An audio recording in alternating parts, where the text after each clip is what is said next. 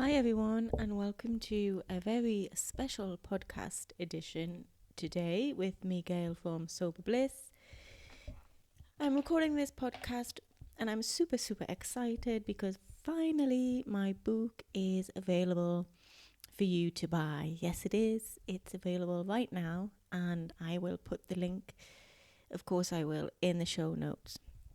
Now, I originally wanted to make this podcast and tell you all about the book, just how wonderful and amazing it is and how much it's going to help you. And I will, of course, share all of that information. But I thought it would be really nice instead if I read a little bit of the book for you today. So I'm going to read the first few pages just so you get an idea of what it's about, and then hopefully you'll want to buy it so you can read the rest for yourself. And I really hope you do. It's such an inspiring, supportive, wonderful book. So, are you ready? If you're sitting comfortably, then I'll begin. Sober Bliss. Quit Drinking, Feel Good by Gayle Macdonald. How did I get here? How does one become a butterfly? She asked pensively. You must want to fly so much that you are willing to give up being a caterpillar. Trina Paulus.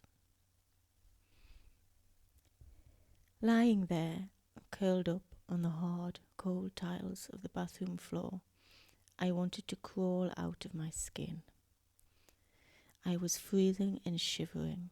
My head was pounding and my heart hammering.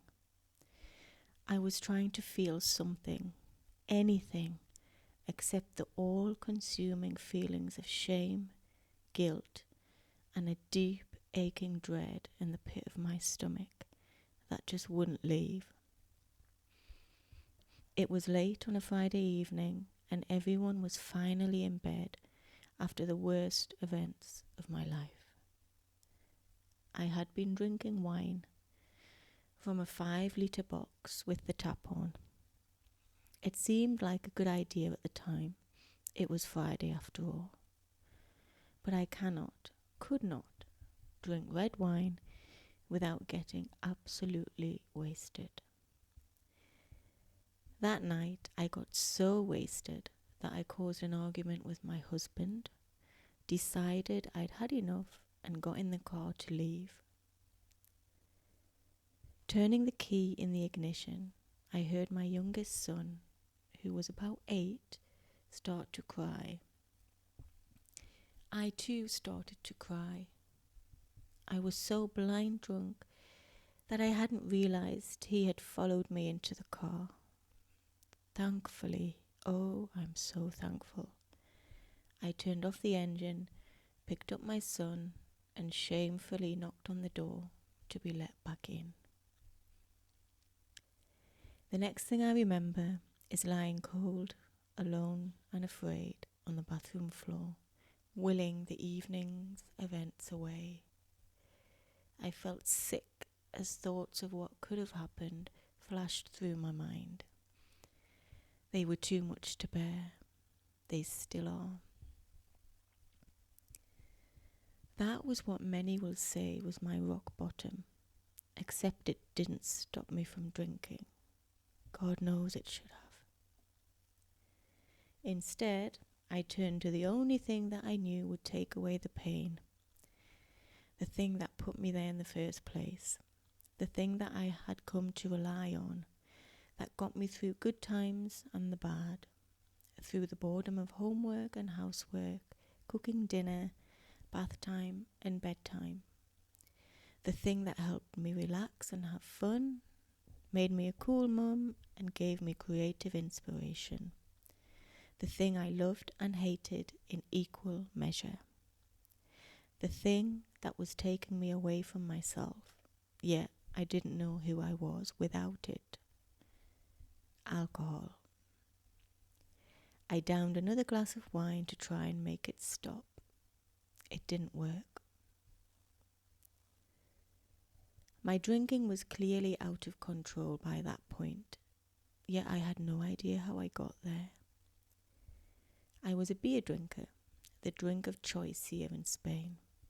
Sometimes I was a wine drinker, but not very successfully. The occasional weekend G&T at 11 a.m, and one night a bottle of whiskey shared between my husband and me, the special one that my brother had bought as a birthday gift. It was hidden away in a box that I drunkenly rummaged around for because we'd run out of everything else. The hangover the next day was hideous. I have no real memory of when the car incident, or indeed the whiskey night, happened. The last 4 years of my drinking passed by in a blur. My kids had aged from 12 to 16 and 5 to 9 without me even noticing. And that's what hurts the most. I was there, but not really there at all. I knew my drinking was a problem, and had been for a while. I hated myself every day, but stayed stuck because I couldn't imagine anything else. The thought of being labelled an alcoholic filled me with shame. I worried what people would think of me if I stopped. They would know I had a problem. Even though I was terrified by the possibility I might die because of my drinking, the very idea of getting through an afternoon, or worse, an entire weekend without a beer, without being numbed or tipsy, scared me even more. Who does that? That right there was the problem. Even though I hated how I felt when I drank, and how much space in my head was taken up by thinking about drinking, my drinking seemed normal, tame even, compared to my friends and what was portrayed in the media. So what was I worried about? But deep down I was worried and scared. This fear, the deep feeling of dread and shame about my drinking, was always there, especially at 3 a.m. when I was alone in the dark. I knew I had to stop drinking, but I had no idea how. I even secretly wished for something bad to happen to me, forcing me to stop. That obviously didn't work, as I had gotten drunk into a car with my son, but still kept on drinking. The dangers of alcohol, the shame and guilt I felt about what I was doing to myself and to my family actually kept me drinking instead of scaring me into stopping. Finally, though, I did stop. And just a few months after that decision, I knew I would never go back to that god-awful dark place, no matter what. That became my mantra. Those words kept me going, no matter what happened. I would not drink, no matter what.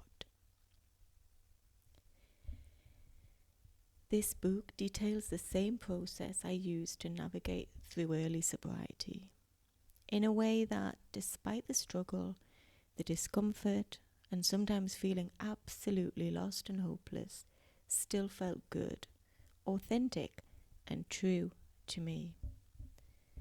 I'd always thought that quitting alcohol was going to be hard, and that I would feel ashamed and afraid all of the time. The reality was night and day different, and I'd had no idea. While there were, of course, really hard days, my new normal was the most mind-blowing thing in the world. I felt inspired. There were no scary thoughts of relapse or words like recovery, addiction, or alcoholism to make me feel small or like a victim. I stopped counting the days pretty early on, and there was no reliving the awful parts of my drinking to keep me in my place. I'd long felt uncomfortable with the idea of handing over my power and admitting that I was an alcoholic. It felt like a very miserable way forward, to be honest. In fact, it was those beliefs about quitting drinking and what I thought being sober meant that kept me stuck for far longer than was necessary. I wondered instead what it might be like to find my own power. How could I do this thing that I so desperately wanted to do, but until then had been too scared to try? And so it was that my journey towards finding my own power began with 2 months on the sofa drinking tea. While that doesn't sound very empowering, it was those 2 terribly boring months that helped me to see that actually I could do this. When it came down to it, I did a very, very simple thing, and that was to choose myself. I made a choice, a decision, and didn't look back. I found ways to let go of shame and guilt. I learned to enjoy stillness and found joy in the simplicity of the everyday. I leaned into ritual, found connection in nature, embraced hope and inspiration, discovered excitement for the future, and slowly returned to myself. Has it been easy? Absolutely not. And as one of my current clients put it the other day, every sober day is not sunshine and roses, but at least it's better than a drinking day. And I agree. I have dealt with some pretty bad days since I stopped drinking. As a family, we have been just hours away from repossession twice. I had to learn how to feed my family of 4 with €20 a week and whatever was available at the food bank. And in early 2022, my husband suffered a stroke, which was the scariest thing any of us had experienced. I thought I was going to lose him, and he thought he wasn't going to make it. He had to learn how to walk again, and I had to completely overhaul everything about our lifestyle.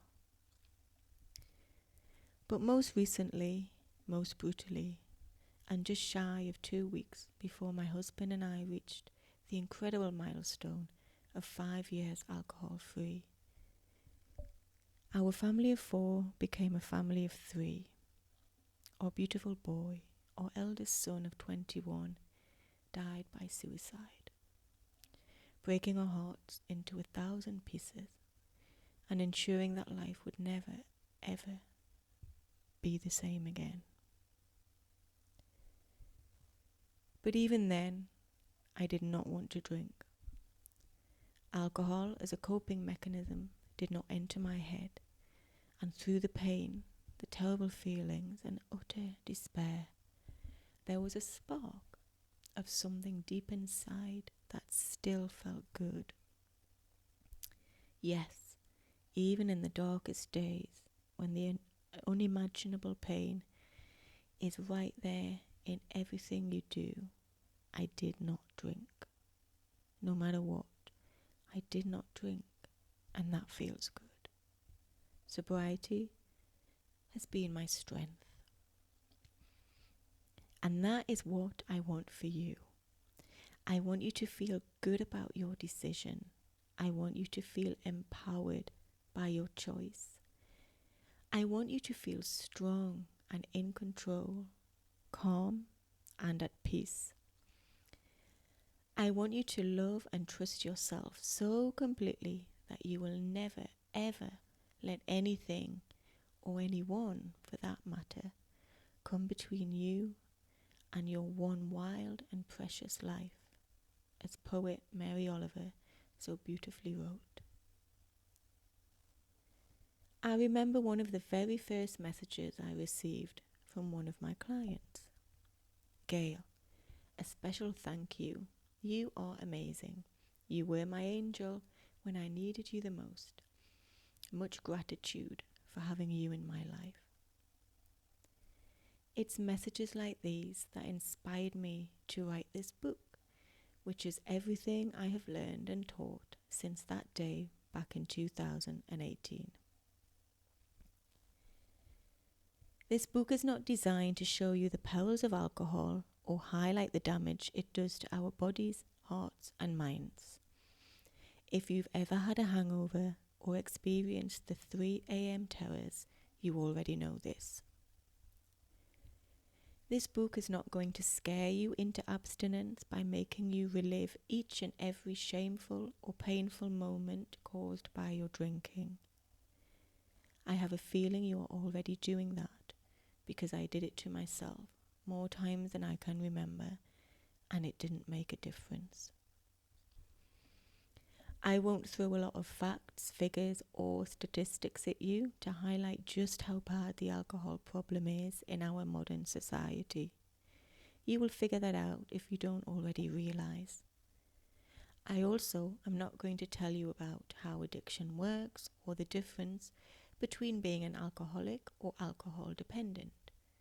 What really matters is how alcohol is making you feel and how you want to feel instead. If you want details, a quick Google search will bring you statistics galore to bring the facts to the front of your mind. But I reiterate, this is about how you feel, not about definitions and how you categorize yourself. I will say, and this is very important, that whatever your current situation is, it's not your fault. Alcohol is dangerous, toxic and seductive. Not just the substance itself, but the packaging, the marketing, and the fact that it is so revered and intertwined in everything we do. It's no wonder you are here, feeling the way you do, and that's okay. You can break free. You can get back to your glorious, beautiful, wonderful self, and this book will help you. It will be okay. You will be okay. In fact, more than okay. Maybe it's society, upbringing, culture, beliefs, ambition, expectation, fear, or guilt, or all of them thrown together in a swirling, bubbling soup of mixed up emotions and beliefs. It makes us put ourselves down, beat ourselves up, and look for the quick and easy fix, to hide from our true selves, to numb out, and to put on a brave face. What we really need to be doing is to listen to ourselves and tune in to what really makes us happy and focus on that. This book is here to help you find your own sober bliss, which is a life of choice, joy, freedom, happiness, and doing more of what you love.